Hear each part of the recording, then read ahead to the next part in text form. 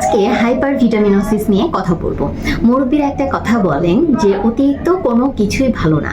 আমরা বিভিন্ন ধরনের ভিটামিনের ঘাটতি এই ব্যাপারটা শুনি, কিন্তু অতিরিক্ত ভিটামিন হয়েছে এই ব্যাপারটা অনেকেই হয়তো জানেন না, কিংবা বাচ্চার মধ্যে বা বড়দের মধ্যে এটা হয়েছে আমরা বুঝতেও পারি না।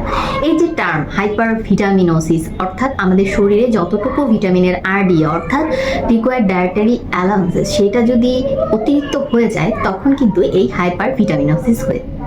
এখন একটা জিনিস খেয়াল করেন, আমাদের অনেকেই জানি যে ভিটামিন দুই ধরনের, একটা হচ্ছে ফ্যাট সলিউবল আর একটা হচ্ছে ওয়াটার সলিউবল। ওয়াটার সলিউবল যে ভিটামিনগুলো, ভিটামিন বি এবং সি, এগুলো যদি আমরা প্রয়োজনের তুলনায় বেশি গ্রহণ করে ফেলি তাহলে আমাদের ইউরিন, ঘাম এগুলোর মধ্য দিয়ে বের হয়ে যাবে, অর্থাৎ এখানে হাইপার ভিটামিনোসিস হচ্ছে না। তাহলে কোনগুলো হচ্ছে? যেগুলো ফ্যাট সলিউবল অর্থাৎ এ, ডি, ই, কে, এগুলো যদি আমাদের শরীরে পর্যাপ্ত পরিমাণের চেয়ে বেশি গ্রহণ করা হয়ে যায় বা স্টোরেজ হয়ে যায় তখন নানা ধরনের সিমটম দেখা যায় এবং আমাদের শরীরে ক্ষতি হতে পারে। ভিটামিন এ, এটার পর্যাপ্ত পরিমাণের চেয়ে যদি বেশি গ্রহণ করে থাকেন তাহলে লিভার এবং স্কিনের সমস্যা হতে পারে। আমি অনেক ভিডিওতে বলেছি যে আমাদের স্কিনের জন্য ভিটামিন এ খুব গুরুত্বপূর্ণ, কিন্তু যদি অতিরিক্ত পরিমাণে আপনি গ্রহণ করে ফেলেন সেটা কিন্তু স্কিনের জন্য ক্ষতি ডেকে নিয়ে আসবে এবং লিভারের ক্ষতি করবে। আরেকটা আছে ভিটামিন ডি। এখন মহামারীর মতো ভিটামিন ডি এর ঘাটতি দেখা যাচ্ছে। এর ফলে কি হচ্ছে? দেদারসে অনেকেই ভিটামিন ডি খেয়ে নিচ্ছে, অনেকেই হেলথ প্রফেশনালসের কাছে যাচ্ছেন, অনেকে না গিয়ে ফার্মেসি থেকে কিনে খাচ্ছেন। হেলথ প্রফেশনালস আবার টেস্ট করা ছাড়াও অনেকেই ভিটামিন ডি এর সাপ্লিমেন্টটা দিয়ে দিচ্ছে, যার কারণে প্রয়োজনের তুলনায় হয়তো আপনার শরীরে ভিটামিন ডি বেশি ইনটেক হয়ে গেল। কি হবে? Vitamin D toxification. আমাদের ভিটামিন ডি অনেক ধরনের কাজ করে ফেলে, কিন্তু যেটা আমাদের শরীরে থাকার দরকার তার চেয়ে যদি বেশি হয় তখন পেশি থেকে শুরু করে হাড় থেকে শুরু করে নানা ধরনের সমস্যা হতে পারে। এমনকি ভিটামিন ডি টক্সিফিকেশনের জন্য কিন্তু মৃত্যু হতে পারে। এটা কেন হচ্ছে?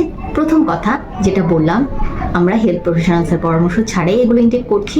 দ্বিতীয়ত, অতিরিক্ত মাল্টিভিটামিন ইনটেক করা। একটা জিনিস দেখবেন, বাচ্চার মুখে অরুচি, দাও তাকে মাল্টিভিটামিন। বাচ্চা দুর্বল, দাও তাকে মাল্টিভিটামিন। বাচ্চার শরীরে রক্ত স্বল্পতা, দাও তাকে মাল্টিভিটামিন। হেলথ প্রফেশনালস কিংবা হেলথ প্রফেশনালসের বাইরে গিয়েও আমরা কিন্তু এই মাল্টিভিটামিন গ্রহণে অনেকটাই অভ্যস্ত হয়ে যাই। মাল্টিভিটামিন কেন আসলে গ্রহণ করা যাবে না এটা যদি একটু বলি।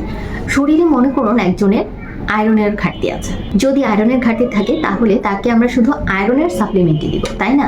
কিন্তু সেই জায়গায় যদি আমি আয়রনের সাথে আরো অন্যান্য ধরনের এলিমেন্টস যোগ করা মাল্টিভিটামিনের বয়ন বা বোতল তাকে দিই, তখন সে কি করছে? আয়রনের সাথে সাথে অন্যান্য নিউট্রিয়েন্টগুলো গ্রহণ করছে। আয়রনের চাহিদাটা পূরণ হলো, কিন্তু অতিরিক্ত যে মাল্টিভিটামিনগুলো আছে বা মিনারেলস আছে সেগুলো তার শরীরে কিন্তু দরকার ছিল না, আলাদা করে স্টোর হচ্ছে, যার কারণে বমি বমি ভাব, মাথা ঘোরা, ঘন ঘন পাতলা পায়খানা কিংবা কোষ্ঠকাঠিন্য, শরীর চড়ে যাওয়া, বিভিন্ন অর্গানের ক্ষতি হওয়া, যেগুলো ভেতরের এবং বাইরের অর্গান, এই ব্যাপারগুলো কিন্তু মারাত্মকভাবে দেখা যাচ্ছে।